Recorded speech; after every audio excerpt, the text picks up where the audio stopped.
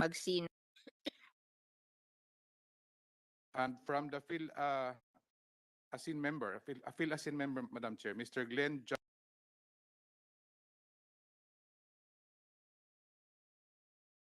Konghon and Mr.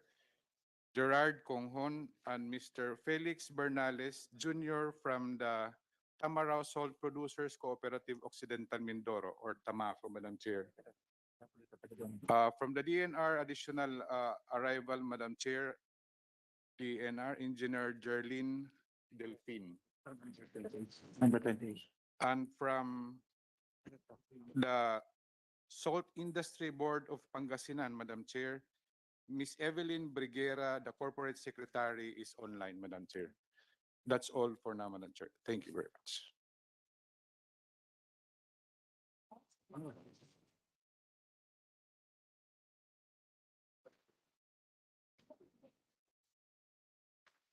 Who came from the Mindoro Salt Farmers?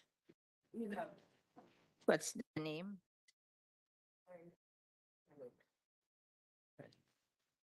Wala. Magsino?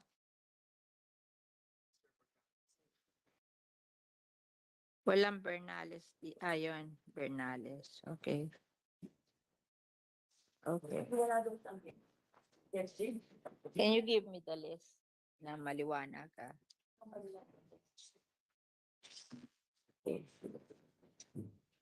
Okay. May list na. Okay. Lagay mo lang dito. Tapos ito kunin mo. Tapos i-update mo pag may dumating. Okay.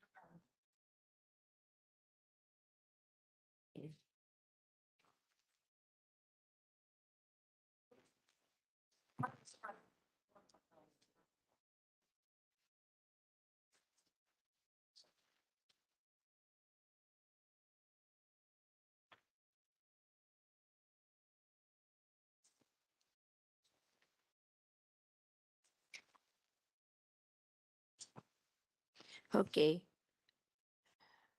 May I first read the background of the Asin law? The Commonwealth Act number 141, Public Land Act of 1936, that was enacted at the time of the administration of President Manuel Rojas, formalized the leasing out of public lands and foreshore areas into fish ponds and salt farms. Several fish pond lease agreements were issued by the Department of Agriculture and Natural Resources, and the salt industry boomed as new fish ponds and salt farms were constructed in Pangasinan, Bulacan, Mindoro Occidental, Cavite, Parañaque, Negros, Cebu, and other provinces from the 1950s onwards. Salt producing areas in the Philippines reach an estimated peak of 5,000 hectares nationally, producing an estimated 240,000 metric tons annually.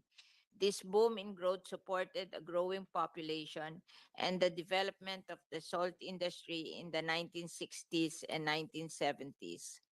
In 1995, the Act for Salt Iodization Nationwide, or ASIN Law, or the Republic Act number 8172, an act promoting salt iodization nationwide and for related purposes, was approved. The law required the addition of iodine to salt intended for human and animal consumption to eliminate micronutrient malnutrition, particularly the iodine deficiency disorders in the country. One of the most common effects of iodine deficiency is goiter. The law covered the entire salt industry, including salt producers, manufacturers, importers, traders, and distributors, as well as government and non-government agency involved in salt iodization activities.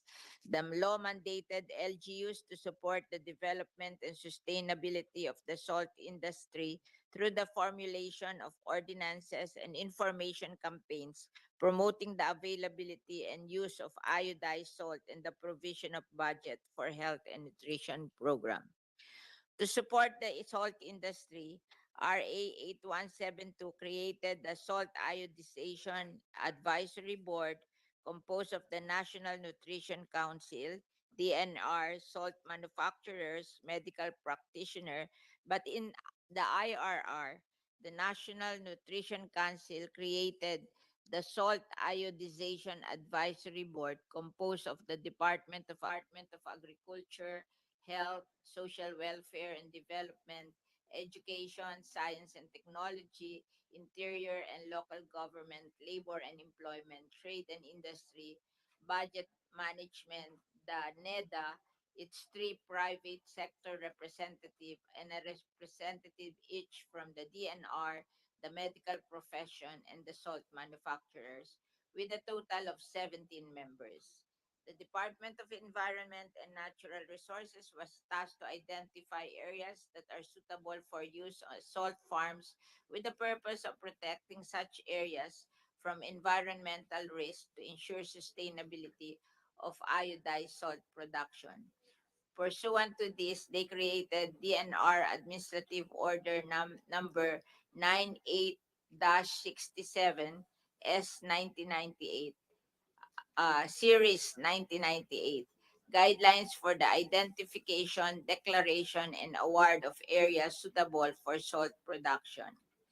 The Asin law provided for sanctions for offenders such that any person, whether natural or judicial, who violates any of the provision of this act or any of the rules and regulation promulgated shall be punished by a fine of not less than 1,000 pesos to, to not more than 100,000 pesos, and the revocation of its business permit and or ban of its product from the market.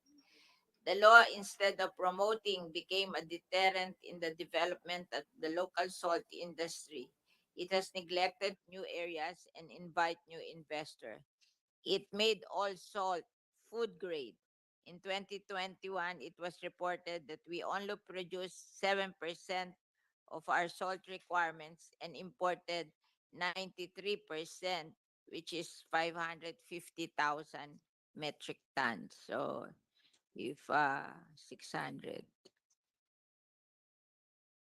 So today we're going to do a public hearing on the salt industry because of what happened after that iodization law.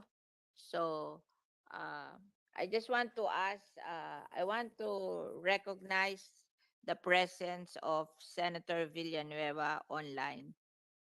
He wants to make an opening statement. We recognize Senator Villanueva. Thank you, Madam Chair. Thank you very much to our esteemed colleagues, Senator Padilla, Senator Bongo, Senator Nancy. Good morning to all our resource persons. Magandang umaga po. Nagpapasalamat po tayo sa ating chairperson, sa ating Mama Bear, Principal, Senator Villar, for and this committee sa kanyang pangunguna sa mahalagang pagdinig na ito na mabigyang pansin at upang mabigyang linaw at agarang tugunan ang krisis na kinakaharap ng industriya ng asin. The history of salt traces back to as far as 6050 BC at when the Egyptians used it as a religious offering and to preserve mummies.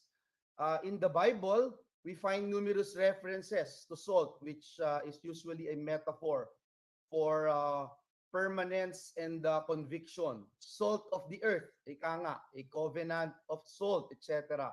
Throughout history, salt has proven to be of high value and meaning. In fact, the word salary comes from the Latin word sal for salt, since it was used in ancient Rome as payment. In present-day setting, salt has over 14,000 uses, and it is an important raw material to produce a great number of products and chemicals. We say all this to emphasize that indeed salt has been and remains to be one of the most important commodities in the world. Now, our country is blessed with over 36,000 kilometers of shoreline, the fifth longest in the world, Madam Chair, suitable for salt making. The Bible says, to whom much is given, much is required. Unfortunately, Madam Chair, we have not made full use of the resources that we have, as you have mentioned a while ago. And the salt industry has consistently been in decline. It baffles me, Madam Chair, that the Philippines, an agricultural country with shorelines that stretch for thousands of kilometers, would import 36, 90, 93% of our total salt requirements. 93% po ng salt requirements natin, ini-import po natin. Nakakalungkot po ito, sobrang nakakalungkot. Parang sinabi niyo ho, yung Iceland, nag-i-import ng yelo. In 2021, Madam Chair, our salt exports amounted to only $213,740 US dollars po ito.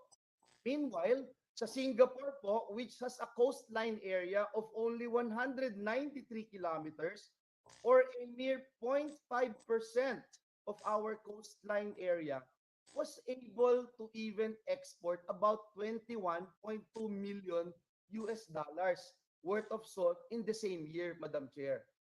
We have an enormous, untapped, and neglected resource that could change the lives of about 60% of our total population who live in coastline zones. Aside from the urgency of addressing the needs of the industry, it is also significant to this representation, Madam Chair, since our home province of Bulacan is the third largest producer of salt. Next to Pangasinan, yung Pangasinan po is Asin din po yan, Pang-Asinan, and Occidental Mindoro. Now, Madam Chair, we are very happy that our bill, Senate Bill number 1450, or the Salt Industry Development and Revitalization Act, is among the agenda for today's hearing. Our bill seeks to revive the salt industry, our local salt industry, increase the productivity and income of local salt producers, preserve our local and traditional production techniques, and promote Philippine artisanal salt, among others. So we look forward, Madam Chair, to hearing from our resource persons. And again, thank you so much, Senator Villar, dear colleagues, and we hope that we'll be able to pass and support this measure as we all continue to work with our Madam Chairperson for the immediate passage of this very important measure. Muli po nating buhayin ang ang produksyon ng asin sa ating bayan. As in. Thank you so much. God bless you all. Thank you, Senator Villanueva. We wish to acknowledge the presence of DTI, Attorney Genaro Jacob of DTI Export, and Mr. Gino Ilano, Assistant Director, Export Marketing Bureau of DTI. Okay. Meron pa, ma'am. Sige, ma'am. And then, Mhm. okay, and of course, the Administrator of the Philippine Coconut Authority, Mr. Bernie Cruz. Okay, thank you. And from President of Phil Asin Board, Tamaco, Mr. Carlos Magsino, Phil Asin Board, Tamaco Board, Mr. Luis Rafael Santos, and the Salt Industry Board of Pangasinan, represented by Miss Evelyn, ano ba yun? Briguera. Okay. Oh, that's all. Are there any more comments from the senators present? Sinabi niya, gusto niya? So, we assume that only Senator Villanueva will be commenting, so we can proceed with our hearing. Okay. Who are the resource persons who will be making their manifestation?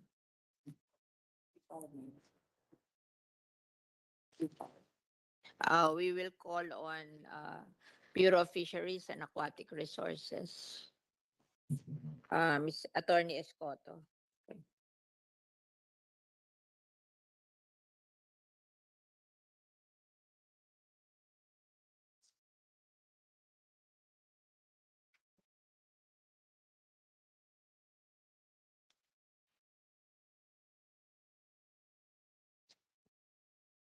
Madam Chair, distinguished senators, uh, fellow resource persons, guests, good morning to everyone.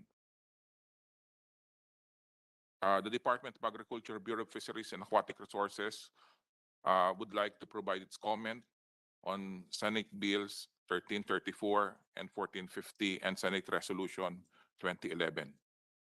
With regard to Senate Bills number 1334 and 1450, the BFAR supports the provisions of the bills that aim to revitalize the local salt industry and prevent the country's full dependence on imported salt, which is in line with the policy of the state provided in the Fisheries Code of ensuring the promotion and achievement of food security as the overriding consideration in the utilization, management, development, conservation, and protection of fishery resources in order to provide the food needs of the population. While challenges exist in the local salt industry, DABFAR will continue to address them within its powers and mandates. This bureau recognizes that salt as an aquatic resource is very crucial to our fisheries industry, as it is a major ingredient in fish processing and fish preservation. This bureau lauds the above-mentioned bills, which will immensely help our local salt production industry. It will provide, it will revitalize the industry, ensure salt self-sufficiency, provide jobs, and additional revenue for our economy. As to resolution number 2011, the BFAR support the Senate directive, particularly its prime purpose of initiating new policies and the evaluation of existing measures for the local salt industry to be self-sufficient. The DABFAR is supportive of most of the provisions of the Senate bills and is ready and willing to participate in the technical working group meetings of the committee in further enhancing the proposed legislation. Further, we will submit our detailed position paper, which will incorporate our suggestions and comments on the provisions of the bills after the hearing, Mr. Chair, Madam Chair. Just want to ask a question from the BFAR because I think you are that agency of the government who should be who- which will be concerned with the salt industry because they are in the waters and you are the Bureau of Fisheries and Aquatic Resources. Because according to write-ups, um, in the 1960s and 1970s, we produced 240,000 metric tons of salt. Okay. Today, uh, we only produce 42,000, which is 7% of the demand, metric tons of salt. So we have gone down 42,000 against 240,000.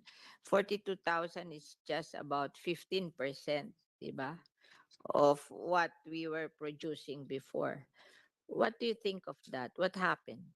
Can you enlighten us about that? Uh, Madam Chair, previously, Madam Chair, before last year, 2022, the ABFAR is not actually engaged in the salt industry, nor in regulating the salt industry.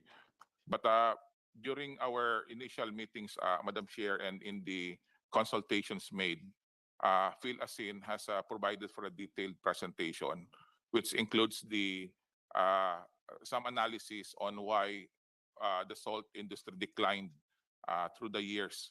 So I think, Madam Chair, if with the indulgence of Madam Chair. I'm just concerned that the Department of Agriculture is not interested on salt. No matter how I look at it, it's part of the food industry, di ba? Salt. We eat salt. Oo. So why are you not concerned with salt? The Department of Agriculture. Why?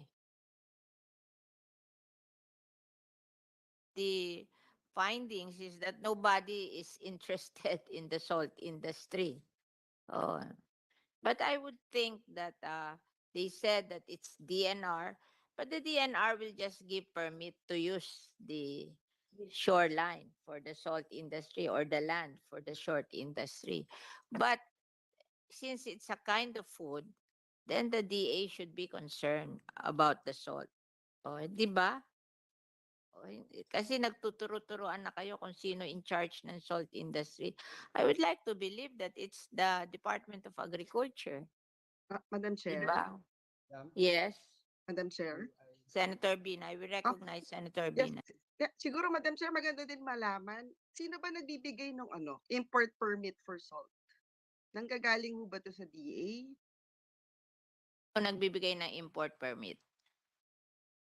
Hindi po sa DA, ma'am. Sino nagbibigay ng import permit for salt? Ibig mo sabihin, walang nagbibigay ng import permit and we can import salt? Yes. The FDA issues permit for salt importers, iodized salt importers, and salt So products. you are in charge of the salt For the industry. iodized salt po. Ano? Iodized salt for human consumption. Eh lahat nga, ginawa niyong iodized salt eh. Oh, di kayo in charge. For the So, industry, nagtataka ako dito sa gobyerno to. Pag-import, nagkakagulo kayo kung sino in charge. Pero pag developmental, walang gustong umamin kung sino in charge. Ba't ikaw ang mag-i-import? Alam mo ba kung ano ang situation ng supply and demand?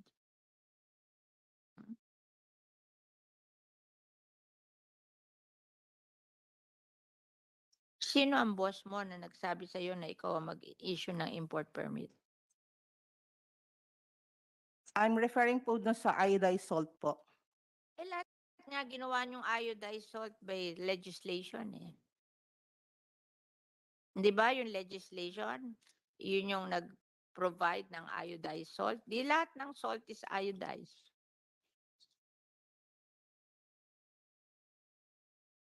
Madam Chair, if I may. Yes, okay. Kaya po Senator tayo Villanueva. Thank you, Madam Chair. Una, kaya po tayo nag-file ng bill. Dahil nga po lahat, tama po si Madam Chair, iodized salt. Kaya napakagandang pag-usapan po yan. Maganda yung pinuna ni Senator Nancy. Sino yung nagbibigay ng import permits kasi malalaman po natin doon dahil 93% ng ating salt ay ini-import natin. So ibig sabihin talagang merong demand yung salt pero wala tayong produksyon. Nako, mas malaking problema natin kung may produksyon tayo, nag-i-import pala tayo. Kaya siguro, Madam Chair, magandang itanong, pero ayoko sanang iwanan muna yung tinatanong po natin, sino yung Senator Villanueva, ng- it's FDA. FDA daw ang nag-i-issue ng import permit. Okay. Eh tinatanong ko sa kanila, do they have a knowledge of the industry? What is the supply and what is the demand? How can they issue import permit if they have no knowledge of the salt industry? Do you have a knowledge of the salt industry as FDA? Ms. Tuason?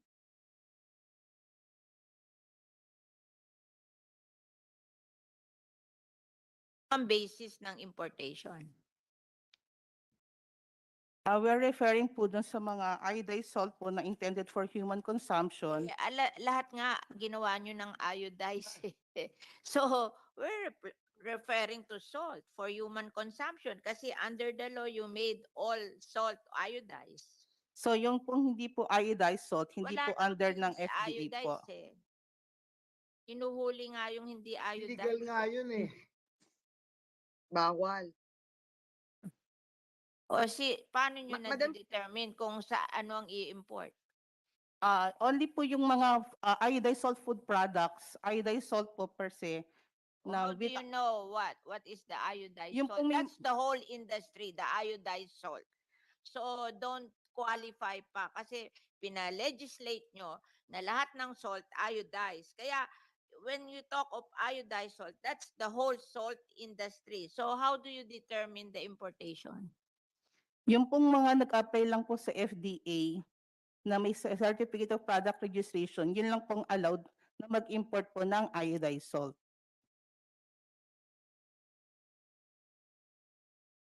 Madam Chair, Ay, Senator Binay.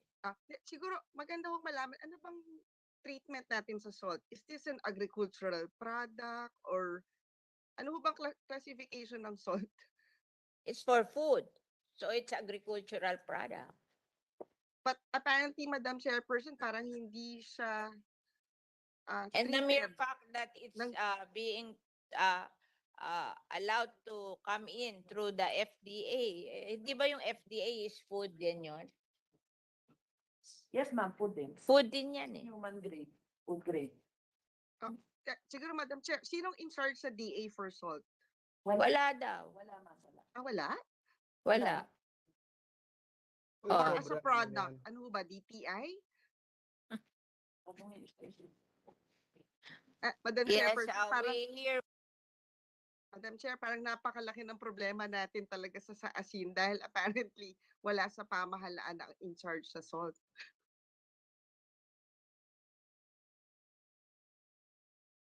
from Bifar.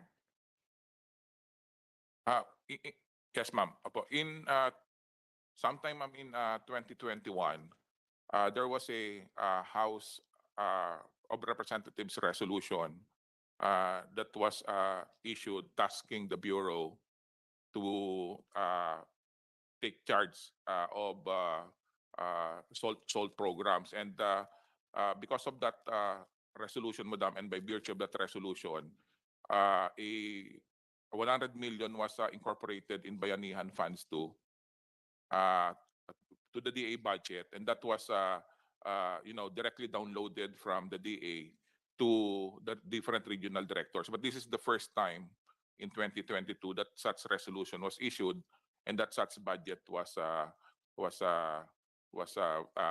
provided. In Yes, ma'am.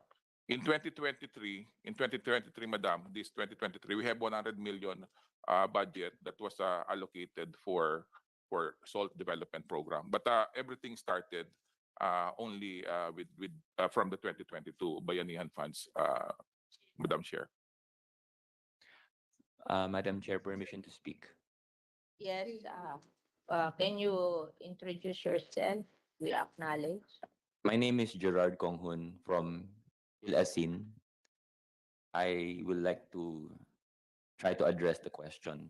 So the question is, who issues import permit and what does that look like on the ground in procedure?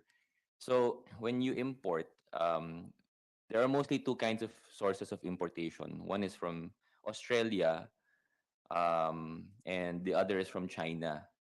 So who issues the import permit? Importers that want to import salt will go to the Bureau of Customs and ask for a customs import permit. Yes, it's an import permit so that they can import goods from abroad, including salt. So Conflict of interest yun? Ikaw ang nagpapapasok, ikaw rin ang nag-i-issue na import permit. Ba't sinasabi nila sila nag-i-issue na import permit? okay, I will just qualify that. So the Bureau of Customs issues an import permit, and then importers are required to get certification from the FDA to present that some of that salt will be iodized. When the salt comes in from Australia, it is not yet iodized, Madam Senator. No, when you passed that law, you demanded that the local salt be iodized. Tapos ngayon, mag-i-import kayo ng salt na hindi iodized. Ano ba yan? Ano bang malaking kalokohan yan? Di sana pinayagan nyo na lang yung local producer na hindi iodized at ni-require nyo na lang na may manufacturer na mag-iodize. Kung ganun din lang ang gagawin nyo, na mag-i-import kayo ng hindi iodized, tapos i-require nyo iodized.